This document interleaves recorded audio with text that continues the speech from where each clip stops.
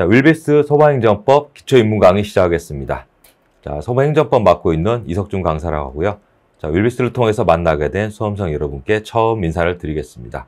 자, 오늘 이 시간은 우리 행정법 총론 본격적으로 공부하기 전에 제목이 기초 입문 강좌 되어 있는데 이게 쉬운 내용만 있는 게 아니고 이 전체적인 큰 틀을 잡아보는 가장 중요한 시간입니다.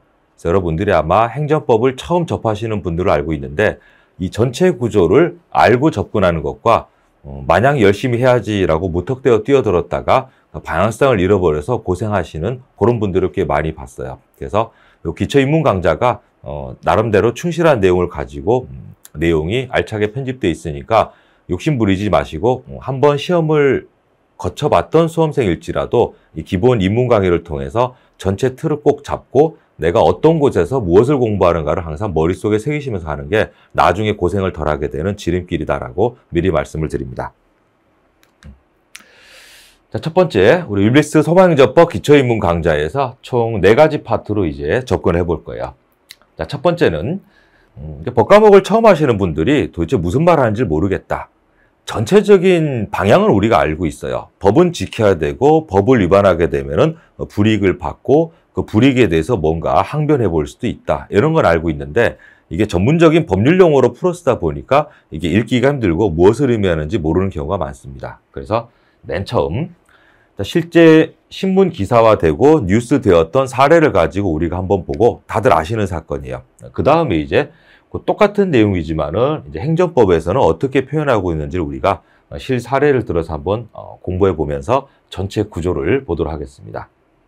두 번째는 이른바 권력분리 원리라고 해서 우리 법치국가의 가장 핵심되는 원리인데 뭐 하나 말한 그런 얘기가 아니고 이 권력분리 원리가 그대로 실생활에서 작동되고 있는 게 행정법이에요. 그래서 이론적인 이름이지만 이게 실제 현상이 어떤 건지를 같이 입문 강의 때 보도록 하겠습니다. 그러면 이제 권력분리 원리가 실제 작동되는 현황이 결론적으로는 행정소송이라는 곳에서 전부 다 구현되게 되어 있으니까 우리 행정법 총론의 최종 목적이자 바로 기본 구조가 되는 소송이 어떤 것인지를 우리 입문 강의를 통해서 알아볼 거예요.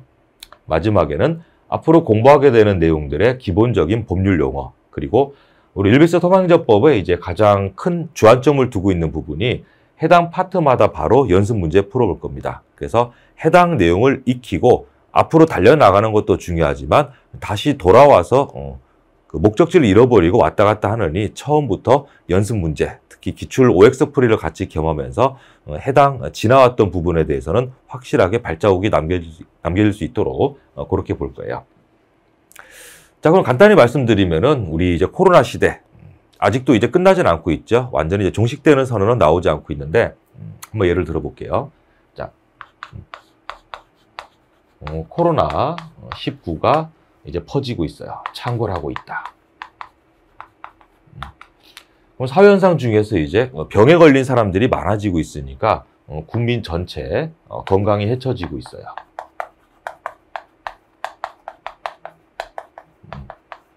그러면 국가를 이루고 있는 국민들의 생명신체를 보호하는 것도 우리 집단인 국가의 마땅한 할 일이기 때문에 이거 손 놓고 있으면 안 되고 침해되는 건강을 이제 예방하고 미리 막을 수가 없고 퍼졌다 그러면 이제 치료도 해줘야 될 거예요. 이런 걸 이제 국가가 하게 됩니다. 그러면 국민의 건강을 침해하는 코로나 병을 막겠다라고 감염병의 창궐을 막고 국민 건강을 보호하겠다라는 공공이익을 목적으로 국가 부서 중에서 우리 행정부라고 있습니다. 이 행정부가 여러 가지 일들을 코로나 때 했죠. 방역 대책을 수립하고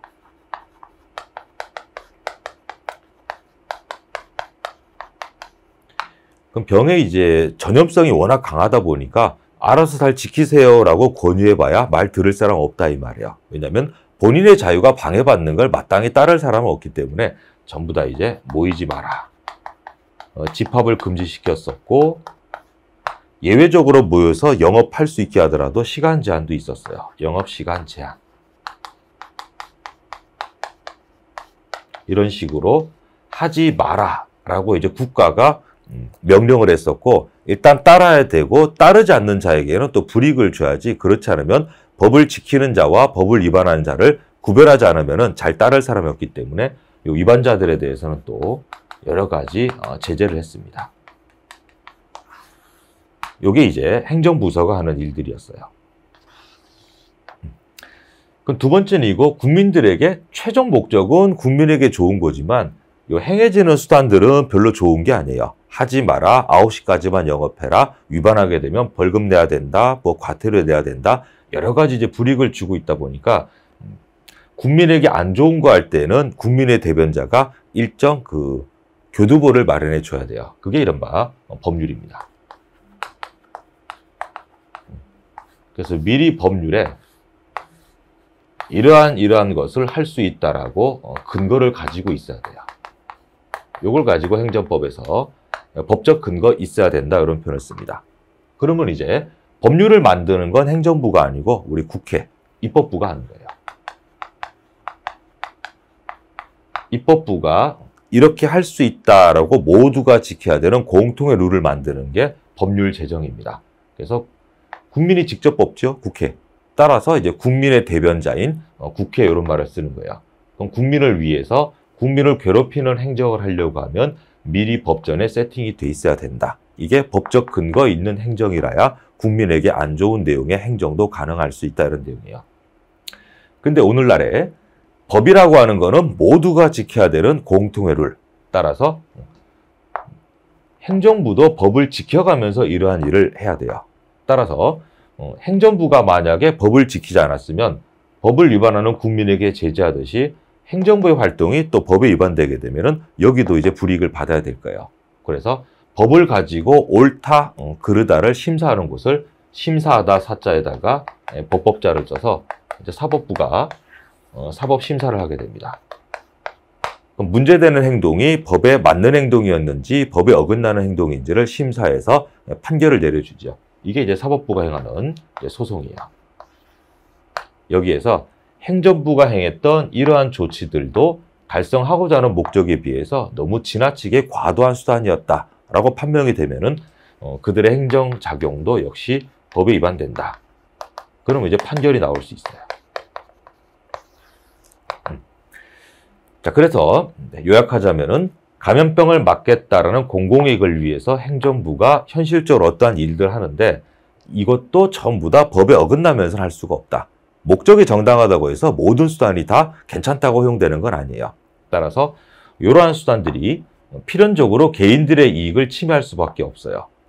건강을 위한다라는 공익을 위해서 전부 다 금지당하고 어기게 되면 벌을 받으니까 개개인의 이익은 침해를 받는다. 그래서 이제 침해받는 개인들이 너희들도 법을 지켜가면서 해야지 라고 이제 소송을 걸 수 있어요. 그건 사법부도 마찬가지로 만들어져 있는 법을 기준으로 위법적법을 심사하는 활동을 사법심사 또는 소송이라고 부르고 판결이 나오게 됩니다. 그래서 입법부, 행정부, 사법부가 현실에서 항상 세트로 돌아가는 게 우리 행정법의 현실적인 모습이에요. 그래서 권력분리 원리라고 하는 건 국가가 행하는 것에 대해서는 일단은 국민이 따르기로 한다. 원치 않아도 국가의 법과 제도에는 일단 따라야 돼요. 그걸 우리가 권력이라고 부르는데 이 국가 권력을 하나의 부서에다가 집중하게 되면은 혼자서 룰을 만들고 혼자서 현실적으로 집행하고 내가 한 행동은 전부 다 옳다 이런 식으로 가버리게 되면 권력이 남용되어서 국민들에게 좋은 일이 안 생기기 때문에 국가 권력을 이제 세 개로 쪼갠다. 이게 권력분리 원리이고 권력분리 원리의 최종 목적은 국민을 괴롭히는 국가 행정도 법에 위반된다 싶으면은 판결을 통해서 바로잡을 수 있는 길을 도모하겠다. 그래서 권력분리 원리가 최종적으로 현실에 반영되는 모습을 우리 행정법 총론에서 배우게 돼요. 그러면 이제 행정법 총론에서 바라본 이제 권력분리 원리가 결론은 어떻게 되는가? 자, 공익을 위해서 집합금지, 방역대책 수립, 위반자에 대한 제재. 이걸 행정작용이라고 부르는데 행정작용도 모두가 지켜야 되는 법에 어긋남이 없어야 된다. 그래서 행정작용이 법에 적합하면 적법. 행정작용이 법에 위반되면 위법.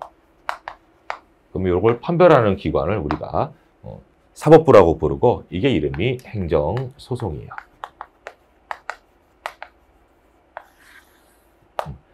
자, 공통의 법을 입법부가 만들고 법을 구체화시켜서 현실적으로 행하는 게 행정부 행정작용이고 이게 옳고 그른지를 따져보는 게 사법부가 하는 활동입니다. 그래서 입법부, 행정부, 사법부가 어우러지는 요 공부하는 게 행정법 청론이고, 전부 공을 위해서 등장한 행정작용이 어떤 종류가 있나, 요거를 이제 1권에서 보게 됩니다. 그 다음에 2부 파트에서 공익을 위한 행정작용도 법에 어긋나게 되면 국민을 괴롭히니까 개인의 이익을 위해서 잘못된 행정을 소송과 판결로 없애주겠다. 이런 식으로 국민의 권리 구제를 도모하는 게 행정소송으로 대표되는 행정구제 파트예요. 따라서 이제 행정소송을 필수적으로 공부할 수밖에 없는 이유가 여기 있습니다. 그래서 행정구제편 보게 되고, 이러한 이제 법률 용어들이 어떤 게 있는지를 공부하는 게 우리 입문과정의 최종 목적 되겠습니다. 자, 그럼 우리 기초입문에서 이제 어떤 식으로 공부할 것인가는 여기까지 말씀드리고요. 우리 다음번 강좌에서 실제 사례를 보면서 행정작용, 영업정지 처분이 나올 거고, 거기에 대해서 사장님이 취소 소송으로 대표되는 행정소송 걸어서 어떤 운명으로 가는지 우리가 볼 계획입니다. 자, 이 시간 기초입문 오리엔테이션 이걸로 마치고 우리 바로 다음 파트에서 실제 사례를 보면서 행정법 총론 공부해 보도록 하겠습니다. 수고하셨습니다.